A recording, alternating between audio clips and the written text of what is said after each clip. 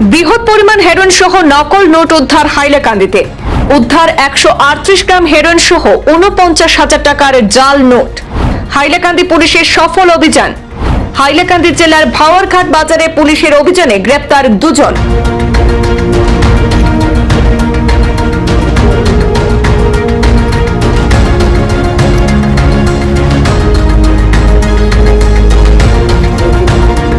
গোপন সূত্রে খবরের ভিত্তিতে হাইলাকান্দি জেলার ভাওয়ারঘাট বাজারের একটি জেনারেল স্টোরে অভিযান চালায় হাইলাকান্দি পুলিশ এবং আধা সামরিক বাহিনী। এই অভিযানে তল্লাশি চালিয়ে 138 গ্রাম হেরোইন সহ 500 টাকা নোট মিলে প্রায় 49,000 টাকার জাল নোট উদ্ধার করা হয়েছে। পুলিশের অভিযানের সময় 2 জনকে গ্রেপ্তার করা হয়েছে। আটক 2 জন হলেন জামিল হোসেন লস্কর এবং জাবেদ হোসেন লস্কর। বাজেয়াপ্ত করা ড্রাগসের বাজার মূল্য কয়েক লক্ষাধিক টাকা হবে বলে অনুমান। বর্তমানে গ্রেপ্তার করা 2 জনকে জিজ্ঞাসাবাদ চালিয়ে যাচ্ছে হাইলাকান্দি পুলিশ।